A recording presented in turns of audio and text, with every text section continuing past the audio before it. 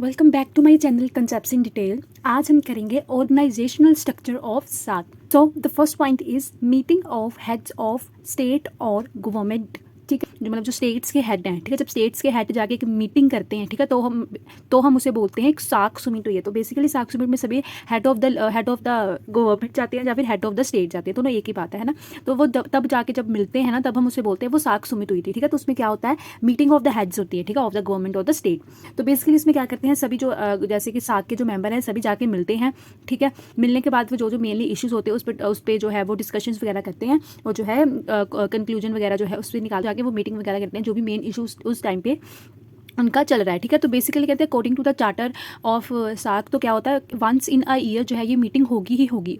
Although ये होती तो नहीं है once in a year, but है उसके अकॉर्डिंग जो है वो एक साल में जो है इसकी मीटिंग होती ही होती है।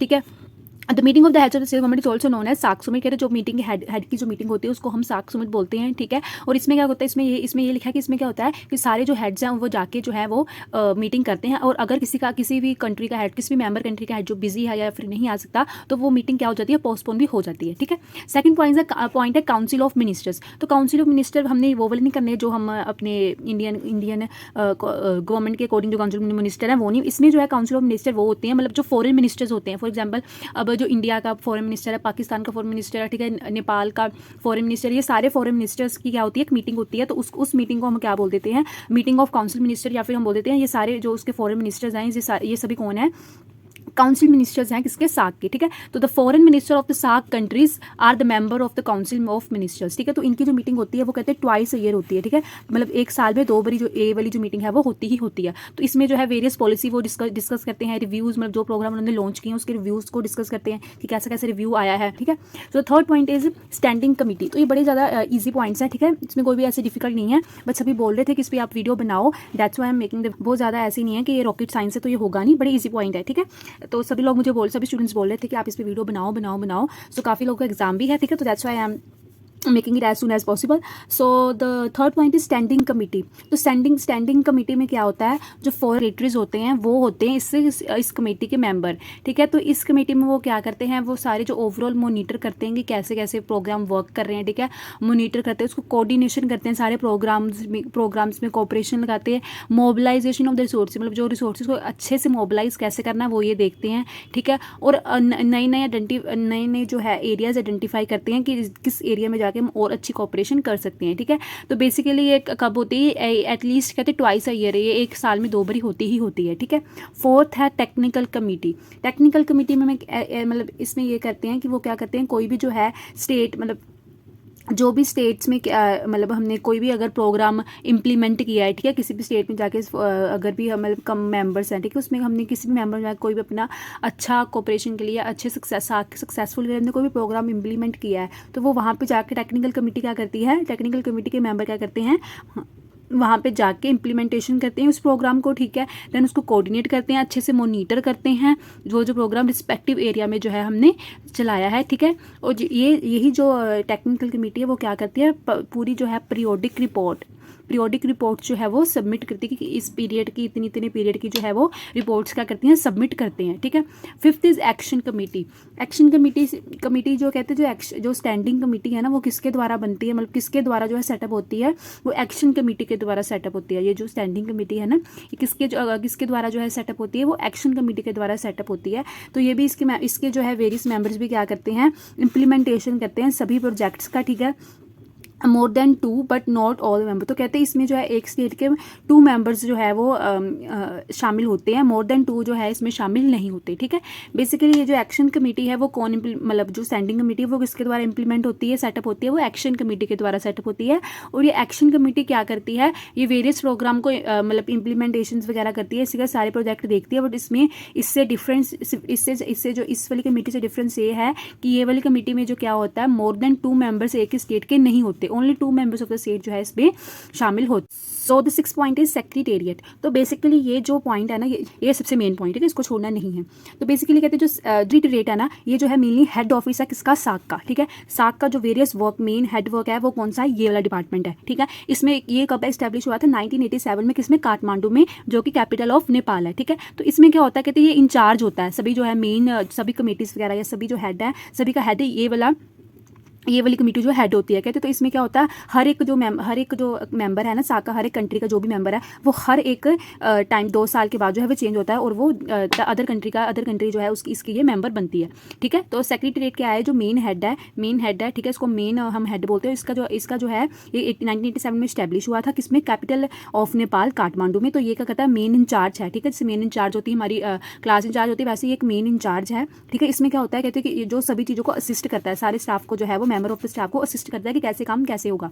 और ये हर 2 साल के बाद चेंज होता है और हर एक जो है मेंबर ऑफ द कंट्री जो है इसका एक ना एक बारी जो है वो क्या इसका इंचार्ज बनती है। ठीक है, तो ये थे स्ट्रक्चर्स। अब हम करेंगे इसके सुजेशन। आई होप ये आपको समझ लगी, बड़ी इजी है। सबसे पहले आपने करना है जो है मीटिंग ऑफ द हेड जो मेनली सबमिट होती है, देन उसके बाद आता है काउंसिल ऑफ मिनिस्टर, देन उसके बाद है standing committee.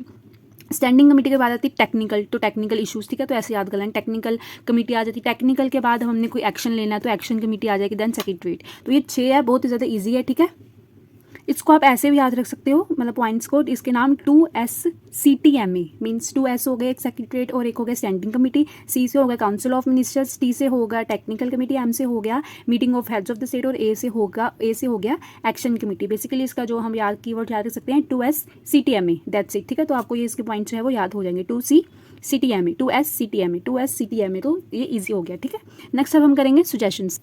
So the first point is preference to economic cooperation. तो बेसिकली क्या हुआ था, जैसे हमने प्रॉब्लम्स में पढ़ा था कि आपस में जो है सार्क कंट्रीज़ का एक अच्छे से इकोनॉमिक कॉपरेशन नहीं है। ठीक है, कोई ना कोई जैसे कंपटीशन दोनों का बड़ा ज़्यादा है कि अगर बांग्लादेश भी जूट बना रहा है, ठीक है, तो हमारा इंडिया भी जो है जूट का कॉम्पिटिशन ज़्यादा कर रहा है। ठीक है, तो बेसिकली दोनों में आपस में जो है इकोनॉमिक कॉपरेशन है ही नहीं। कि मतलब आपस में जो है अच्छे से इकोनॉमिक कोऑपरेशन नहीं है। तो कहते हैं हम जो सामान दूर दूर से कंट्री से मंगाते हैं, फार वे कंट्री से मंगाते हैं सार्क के मेंबर, उनको अपने साउथ एशियन रीजन से मंगाना चाहिए, सो दैट कि जो इकोनॉमिक कोऑपरेशन अच्छी हो। ठीक है, जो इकोनॉमिक कोऑपरेशन का प्लेटफॉर्म स्मूथली रन करे। एंड कहते हैं जो हम पूरे इंटरनेशनल ट्रेड में सार्क का सिर्फ 5% टोटल ट्रेड जाता है, जबकि एशियन कंट्रीज आ जाता है 20% ट्रेड जाता है। तो कहते हैं इसकी वजह से हमें अच्छे प्लेटफॉर्म अच्छी कोऑपरेशन चाहिए, सो दैट कि हमारा जो इकोनॉमिक कोऑपरेशन है वो अच्छा हो, मतलब ठीक है, इकोनॉमिक जो है हमारा बैकग्राउंड वो अच्छा चले। ठीक है, सेकंड है डेवलपमेंट ऑफ म्यूचुअल ट्रस्ट। जैसे हमने प्रॉब्लम्स में पढ़ा कि आपस में म्यूचुअल ट्रस्ट ही नहीं है, दोनों मतलब हर एक कंट्रीज में आपस में जो है वो इश्यूज है, जैसे इंडिया पाकिस्तान में है, श्रीलंका और तमिलनाडु के साथ है। ठीक है, तो ऐसे कहते हैं अगर हम म्यूचुअल ट्रस्ट अच्छे से म्यूचुअल ट्रस्ट पे वर्क करेंगे, अगर हमारा आपस में जो है ट्रस्ट अच्छा होगा तो हम क्या करेंगे, अच्छे से वर्क कर पाएंगे। जैसे कि अकेले वर्क करने के जब हम इकट्ठे होकर वर्क करेंगे, ठीक है, एक जो है मतलब एक जान बन के काम करेंगे तो ज़्यादा काम अच्छे से होगा, है ना। तो कहते हैं हमें अच्छे से म्यूचुअल मतलब बनाना चाहिए, जो भी हमारी इश्यूज हैं उसको हमें सोल्व करके आगे बढ़ना चाहिए। ठीक है, ईस्ट और वेस्ट जर्मनी जो है वो काफ़ी ज़्यादा डिफरेंसेस होने में, तो कहते हैं अगर वो इकट्ठे होकर जो मतलब काम कर सकते हैं तो why not the SAARC countries. तो अगर सार्क कंट्री ने भी अच्छे होकर एकजुट होकर काम कर लिया तो ये जो है काफ़ी अच्छा जो है वो प्रोग्रेस आएगी। ठीक है, तो third point is beware big power. जैसे हमने प्रॉब्लम्स में भी पढ़ा कि जो है चाइना, US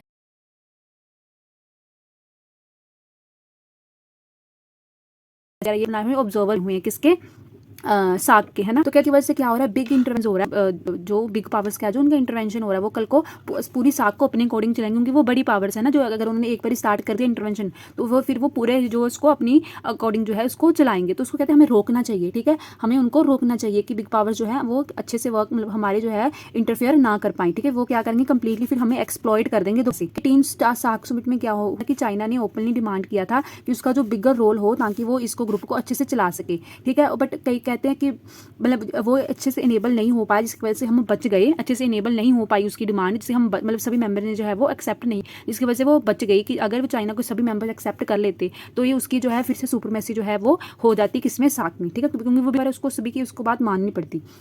ठीक है, फोर्थ है bilateral differences should be kept aside. Bilateral means दो कंट्रीज में हर में जो है बायलेटरल डिफरेंसेस चल ही रही हैं, जैसे इंडिया और पाकिस्तान का चल रहा है, श्रीलंका और उसका तमिलनाडु का चल रहा है। ठीक है, इंडिया और नेपाल का भी चल रहा है। तो ऐसे सभी से जो है सभी का जो है अपना बायलेटरल डिफरेंसेस चल रहे हैं। कहते हैं हमें उन सभी को असाइड रख के सिर्फ जब हम सार्क में मिलते हैं तो सार्क के अकॉर्डिंग हमें सोचना चाहिए, उसके अकॉर्डिंग जो है हमें वर्क करना चाहिए, ना कि अपने पर्सनल जो है ग्रजेस वगैरह लेके आने चाहिए कि अगर इसने हमें इस टाइम में मना किया था तो हम इसका ये डेवलपमेंट भी नहीं होने देंगे। तो ऐसे नहीं करना चाहिए, हमें ये अपने सारे जो बायलेटरल इश्यूज हैं उसको असाइड रख के बस हमें सार्क के लिए ही सोचना चाहिए, तो सार्क को सक्सेसफुल बनाने के बारे में सोचना चाहिए। फिफ्थ पॉइंट है search of new areas of mutual cooperation. कहते हैं हमें पता है कि जो सारे जो हम साथ के जो मेंबर हैं सारे कल्चरली डिफरेंस है, पॉलिटिकली डिफरेंस है ना, डिफरेंट है, तो सभी में जो है एक दूसरे में डिफरेंसेस हैं ही हैं। तो कहते हैं हमें क्या करना चाहिए, इन सभी को जो है सोल्व करना चाहिए, ठीक है। न्यू एरियाज़ जो जो हमें मिलते हैं, जो एरियाज़ हमारे में डिफरेंसेज है उसको हमें सोल्व करना चाहिए। तो इसमें भी लिखा है countries and for their mutual friendship, जो भी उनके रिलेशंस मतलब खराब है उनको अच्छे से उनको स्ट्रेंथन करना चाहिए, ठीक है, मजबूत करना चाहिए। सो अब 6 पॉइंट है, SAARC should be made people's movement. अभी जो है कहते हैं कि 1/5 ऑफ द पॉपुलेशन जो है वो इस एरिया में रहती है। किस एरिया में रहती है, जिस एरिया में जो है मतलब इस रीजन में रहती है, मतलब जो मेंबर्स हैं ना वो उसके सार्क के उसके एरिया में कहते हैं जो पूरे मतलब पॉपुलेशन है उसकी, उसमें 1/5 लोग हैं जो रहते हैं। तो कहते हैं 1/5 लोग अगर रहते हैं तो अगर हम उसमें उन आपस के लोगों में जो है अच्छे से फ्रेंडशिप, लव, म्यूचुअल अंडरस्टैंडिंग बढ़ा दें तो हमारी सार्क जो है अच्छे से और वर्क कर पाएगी, है ना। तो कहते हैं हमें इसको एक पीपल्स मूवमेंट बना देनी चाहिए। उसके लिए बनाने के लिए हमें वीज़ा फैसिलिटी इंक्रीज़ करनी चाहिए, so that common people, doctor, engineer, teacher, artist etcetera एक दूसरे से रिलैक्स्ड होकर एक दूसरे जो है शहर में मतलब देश में जा सके। अगर मतलब वीज़ा मतलब अच्छे से लग जाना चाहिए, जैसे नेपाल भी जाना, नेपाल में जा सकते हैं, पाकिस्तान में जाना, पाकिस्तान में, श्रीलंका में जाना है, सो दैट कि जो आपस में उनका जो म्यूचुअल जो मतलब लव वगैरह है, ठीक है, फ्रेंडशिप है, वो इंक्रीज़ हो सके, ठीक है। एंड जो है उनको ईजिली से जो है वो दूसरे कंट्रीज़ में जाने का मौका मिल सके, ठीक है, किसमें, वीज़ा की वजह से। अगर वीज़ा जल्दी मिल जाएगा, अच्छे से मिल जाएगा तो लोग आराम से रिलैक्स होकर जा सकते हैं। 7th point is preference to solve common problems. अब जो साउथ एशियन रीजन की जो सारी कंट्रीज़ है ना, वो सारी कंट्रीज़ पे किसी ना किसी का रूल रहा ही रहा है, जिसकी वजह से वो क्या है मतलब एक कॉमन प्रॉब्लम में सभी फंसे हुए हैं। कॉमन प्रॉब्लम्स उनकी कौन कौन सी, जैसे hunger, illiteracy, unemployment, social evils, malnutrition, poverty. तो कहते हैं इन सभी के प्रेफरेंस हमें क्या करना चाहिए, सभी को मिलकर सबसे पहले इन प्रॉब्लम्स को सॉल्व करना चाहिए, सो दैट तभी जो है ये कंट्रीज़ विशियस सर्कल से रिमूव हो पाएंगी। विशियस सर्कल होता है अगर कंट्री की किसी की इकॉनमी लो है तो उसकी इनकम भी लो होगी, अगर इनकम लो है तो उसको जो है पर कैपिटा इनकम भी लो होगी, पर कैपिटा इनकम लो है तो वहाँ पे डिमांड भी लो होगी, डिमांड लो है तो सप्लाई भी लो होगी, सप्लाई लो है तो ऐसे करके सभी कुछ जो है वो लो ही चलता है, तो उसको बोलते हैं विशियस सर्कल। तो कहते हैं अगर हमारी कंट्री जो डेवलप होगी, मतलब अगर हम ये वाली सारी प्रॉब्लम को सोल्व कर पाएंगे तभी हमारी इकोनॉमी अच्छी होगी, है ना। इकोनॉमी अच्छी चलेगी तभी जो है हम विशेष सर्कल से जो है वो बाहर आ सकते हैं, और अगर हम विशेष सर्कल से बाहर आ ही गए तो हमारी कंट्री ऑटोमेटिकली क्या होगी, डेवलप होगी। तो अगर हमें डेवलप होना है तो हमें जो है सबसे पहले प्रेफरेंस किसको सोल्व करनी चाहिए, ये जो हमारी कॉमन प्रॉब्लम है सभी कंट्रीज जो ये हमारी मेंबर्स की जो कंट्री हैं इन सभी को मिलकर जो है हम सोल्व कर पाएंगे, ठीक है। अभी नेक्स्ट पॉइंट है 8 पॉइंट है। So the 8 point is to create South Asian consciousness. तो इसमें ये बताया कि उनको पूरा अवेयर रखना चाहिए कि आपको जो है आपकी हिस्ट्री क्या है, आप कैसे जो है डेवलप हुए, किन किन चीज़ों से आप लड़े, सो दैट उनमें जो है वो स्पार्क रहे, ठीक है कि नहीं। अगर हम दैट टाइम हम लड़के आज के टाइम पे अपनी एक सोवरेन कंट्री या इंडिपेंडेंट कंट्री बना सकते हैं तो हम इस साग को भी सक्सेसफुल बना सकते हैं, ना। उनको कहते हैं आप ये सब अचीव तभी होगा अगर आप उनमें जो है एक अवेयरनेस होगी। तो कहते हैं अगर आपने उनको अवेयर रखना है तो आपको कॉमन हिस्ट्री, मतलब आपको ये बताना कि आप एक टाइम पे कॉमन हिस्ट्री और एक कल्चर रखते थे, है ना। तो कहते हैं उनको अवेयर रखना चाहिए अपनी कॉमन हिस्ट्री और कल्चर के बारे में, सो दैट उनमें जो है वो स्पार्क रहे कि नहीं हमने इसको भी सक्सेसफुल बनाना है, ठीक है। So the next point is common strategy to deal with problems like terrorism, protection of environment and human rights। तो इन सभी कंट्रीज़ में क्या है जो है टेररिज्म बड़ा ज़्यादा पाया जाता है ना, फिर इन्वायरमेंट का भी जो है सारे पास जो है वो एवरीवेयर क्या है जो है वो पोल्यूट हो चुका है, सभी के ह्यूमन राइट्स हैं, ठीक है। तो इन कहते हैं मतलब सभी कंट्रीज़ को सीरियस होकर ये जो सारे सीरियस इश्यूज़ है ना उसको ये डील करना चाहिए। ये कहते हैं किसी भी सिंगल कंट्री का इशू नहीं है, कहते हैं इसकी जो प्रॉब्लम है वो सारी कंट्री को है वो फेस करनी पड़ती है। तो सभी को कहते हैं मिलकर जो है साउथ एशियन रीजन को है सभी कंट्रीज़ को मिलकर ऑल आर द विक्टिम्स, सभी जो है इसके विक्टिम्स हैं और सभी को मिलकर जो है ऐसी डिसीजेज से जो ये बीमारियाँ ऐसी जो बीमारी है ये सभी को इससे मिलकर जो है एक स्ट्रैटेजी बनानी चाहिए, कॉमन स्ट्रैटेजी बनानी चाहिए for the solution of this problem, ठीक है। इन प्रॉब्लम को दूर करने के लिए कॉमन जो है सोल्यूशन स्ट्रैटेजी बनानी चाहिए, सो दैट ये सभी प्रॉब्लम से जो है हम दूर हो सके, क्योंकि सभी की ये प्रॉब्लम है ना। 10th point is regular summits. जैसे मैंने बताया कि इसके चार्टर के अकॉर्डिंग इसके ये लिखा है कि इसके हर साल जो है समिट होनी ही चाहिए, बट होती नहीं है ना, क्योंकि कोई भी इतना सीरियसली इसको सक्सेसफुल इतना बनाना नहीं चाहता कि ये डेली जो है इसकी वो करे, सुमिट्स करे, ठीक है। तो इसके लिए कहते हैं कि इसको डेली इसको सीरियस होकर लो, आप इसको सक्सेसफुल बनाना चाहते हो, इसकी को हर ईयर सुमिट रखनी चाहिए, सो दैट जो आपकी जो भी प्रॉब्लम्स है, ठीक है, जो ओवरकम्स हैं उसको आप ठीक, जो भी आपकी प्रॉब्लम्स को आप ठीक कर सको, जो भी आप आउटकम्स हैं मतलब नहीं ठीक चीज़ें उसको आप ठीक कर सको, ठीक है। तो सो दैट ये अच्छे से सक्सेसफुल वर्क कर सके। एनुअल सुमिट जो है वो रखनी चाहिए एंड द कॉमन प्रॉब्लम का जो है सोल्यूशन भी आपको निकालना चाहिए। So that's it for the suggestions and structure of the sack. I hope ये आपको समझ लगा हो, एंड अगर किसी ने भी अभी तक सब्सक्राइब नहीं किया चैनल को तो प्लीज़ जाके सब्सक्राइब करना, इट ऑल्सो मोटिवेट्स मी, और प्लीज़ लाइक द वीडियो। तो ये वीडियो को आप लाइक करना मत भूलना, ठीक है। जब तक मैं आपको बोल रही हूँ आप फटाफट से जाके इसको लाइक भी कर देना। So thanks for watching.